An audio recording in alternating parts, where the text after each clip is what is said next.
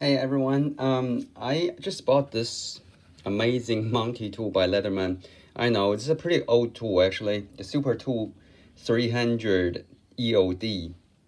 The thing is, there's plenty of people who did reviews on these, but what really made me curious about is whether the replacement saw will work with the surge version of the saw or the file, or generic T-shank saws.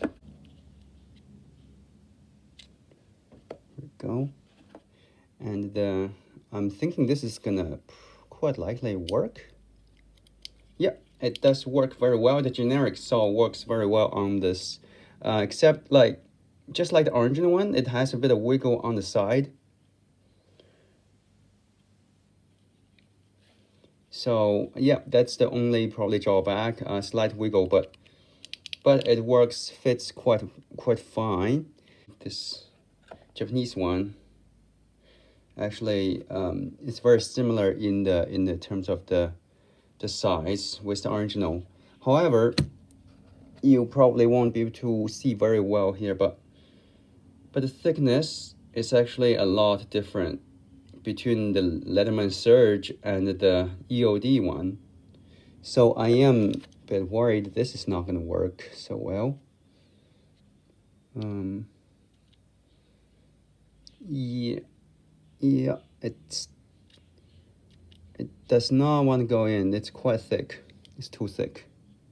So yeah, unfortunately, Leatherman does not make these things universal for all of their replacement soles. So yeah, at least we know that the generic ones you can buy from just about any hardware store. That will work. And the other thing is, I honestly think this is one of the Leatherman's home runs, the SuperTool series, especially the new SuperTool 300M and as well as the EOD one, because they actually both have replacement tools on them, like this saw, and I'm gonna about to demonstrate to you like although there's a lot of new models that that can you can open your pliers or whatever blades one-handed. The 300 series, actually you can still do things like opening the pliers by one hand, as I am demonstrating to you right now. And you can actually open some of the tools one-handed if you just practice a little bit. I mean, this is the part where, obviously it's a bit dangerous because the tool was not originally designed for one-hand opening. But with a little bit of practice, you can open the blade one-handed, for example.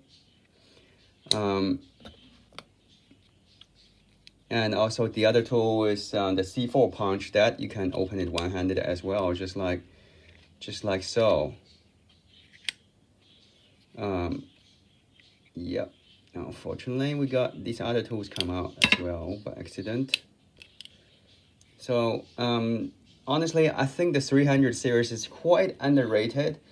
And the other thing is, for a while, I was really reluctant to buy the Leatherman 300 because they've got, instead of the actual bit drivers, like what you find on the Surge and Charge, you actually get like these screwdrivers, which are slim and long. And I didn't like that. I thought, well, like they've got the feature where they can do the replacement bit drivers. Why would I want to buy the ones with just these ones? What I didn't realize is these things, I do have an advantage over the replacement driver, because they can reach into tighter places where the screws are located in.